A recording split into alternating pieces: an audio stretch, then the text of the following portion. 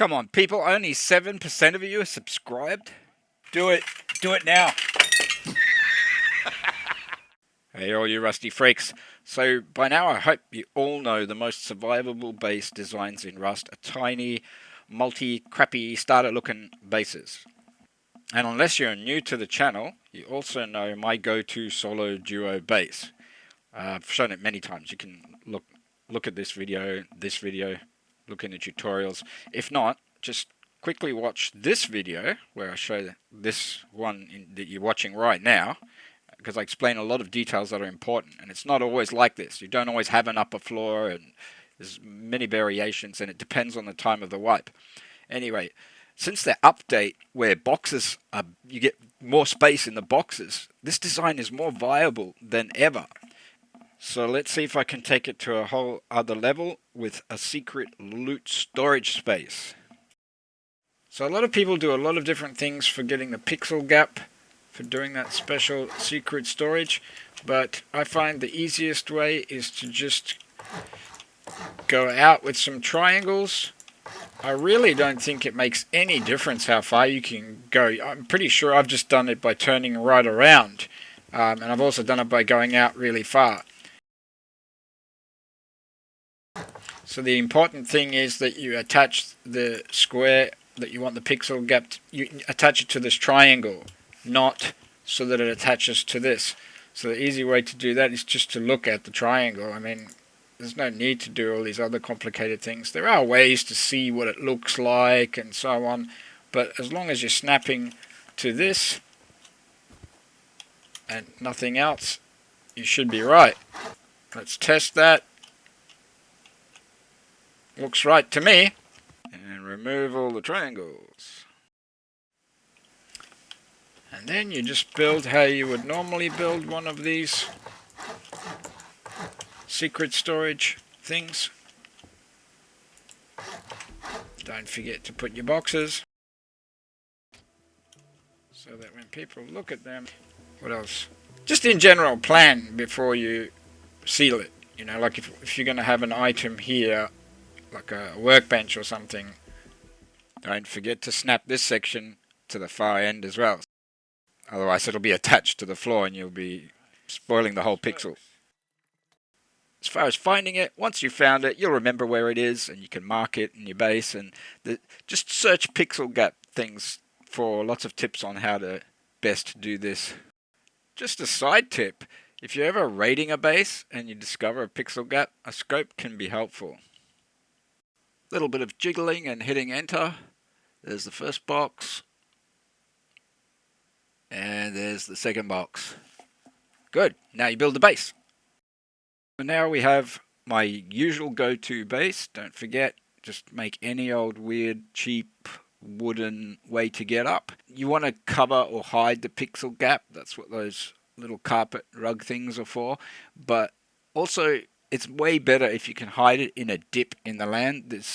In Rust, there's often very big dips in the land. You can hide a whole little section like that. It's only half a wall high. If you can build it in one of those dips, it's way better because people can suss out that there is a gap.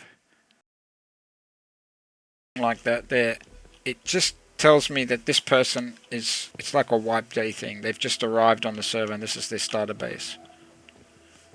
And if you're using it as a trap base, then you would just leave that door off. The minute they come down, they die. I'm telling you, people get vaporized to these things.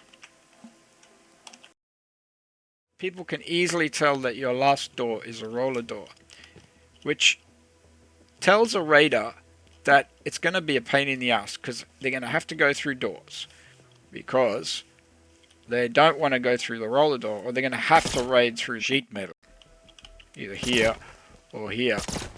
And if it's someone that just wants to go through one or two sheet metal doors, they'll ignore this base, and that cuts out a huge percentage of raiders early wipe. Could be for your strategy and tactics. So there you can see there's going to be at least 2 large boxes underneath that floor, because it's, as you can see, it's a raised foundation, and it has the pixel gap, which is hidden by our rugs there. We've hidden the or saved space with the furnaces. Got plenty of room. You could easily fit more than 3 large boxes in here if you do some of the tricks, or if you split one of these walls and have a shelf up there. I've put that in because I was testing to see if it would work through the wall to detect people, and that's just a completely unreachable thing. You could put stuff in there for emergencies, like if your base gets raided, you might have some tools or something in there to get started again. Nothing special to be said about the TC, just showing you that you can access everything and you can close the door. You could put a little electrical button there, just one of those buttons that gives power enough to close the door if it's more crowded. Yeah. And the most important thing, that you can fit at least 3 shotgun traps as far back as possible, because remember, splash damage from grenades, facing the very middle, because if we direct people into the middle by having a single door here, they drop down. There must not be a door here. If you put a single door, they will stand here and not get shot until they crouch. If you put a double door, even that has a gap. You want those shotgun traps to shoot them the minute their feet fall down. So never have a door here. I mean, you can if you want, but that's not how this base is designed to work. This is also a very good trap base. Anyway, you've seen it all before, and if you haven't, check out these other videos, or check out my best top 10 of all my best tips video. It's in there as well. It's essentially just a drop down into shotgun traps thing, and the fact that I keep it small and make it look like it's a starter by doing dopey like this or this. The only difference with this one is that I did the pixel gap thing to get a hidden loot room. Peace, love, and mung beans. Oh yeah, and don't forget, all that bottom section where the hidden loot room is should be hidden. Oh, and also, just for the entrance, even if you're not doing the hidden thing, I use terrain features like this. Like I have the base going up to there so that I just walk along this and then just jump onto the roof.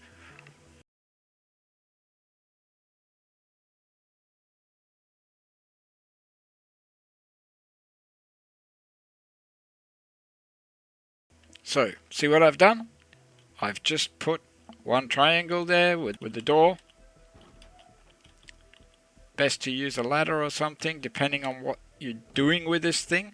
Now this could be just an empty part of your honeycomb, or an addition onto your honeycomb, just to literally just sit there and wait it out. You might kill yourself, spawn outside in a bag, because you should always have bags around your base, or spawn in your base, get kitted up with something, or come out naked, make sure they're gone, and then you go back out.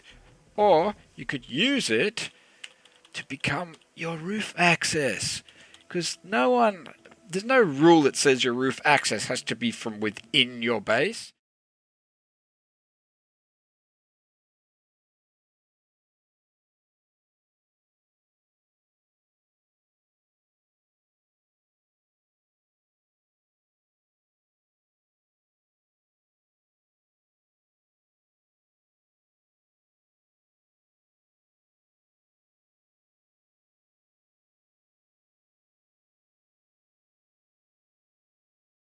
My strategy of weak, shitty looking, not worth raiding also works in reverse.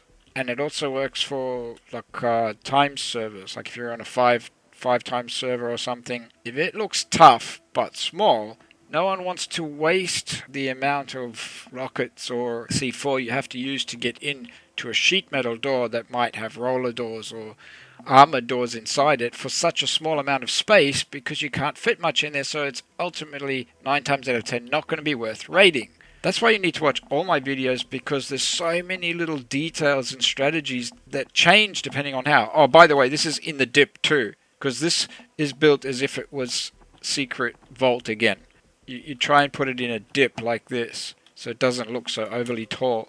You find a deeper dip than this. There are deeper dips. But if you build it tough, then there's no need to put on a sheet metal door like this. You could put a high qual door, an armored door. These little things are just so I can look out the window. You don't need to do them. By the way, I often squeeze electricals in this part here, if you need to, because in these bases where you might have a repair bench and it's really crammed. This is one of the only places you can fit electronics. I have like a battery there, only use 2 furnaces, and have things stuck up on the walls there. So yeah, it's pretty similar. Lots of traps. Your tier 3 would go there. This is where I put a shelf, because I use shelves nowadays, because when you split the wall, you know, having 2, like a half wall, or even if you just build it nicely inside with a half wall here and then you go across and so on and you attach it, whatever you do to have a shelf, people can tell you've got a shelf by just holding, you know, their building plan and testing like that on the outside of your base. So if you put a shelf, and you can put your 3 or 4 boxes and people don't know. And there's my TC.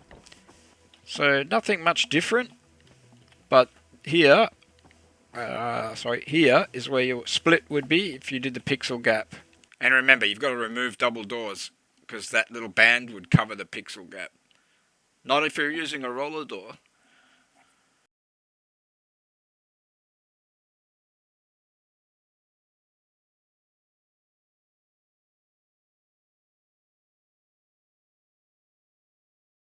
I know I've shown it before, but a lot of people haven't seen it. If you build on a slope, no one can see the shotgun traps. If there's something enticing in there, looks like it's just been raided, or if you just decide to leave the door open and make some noise, whatever you do, it doesn't matter. The moment they go in to investigate, blammo! Peace, love and mung beans. Packs us out.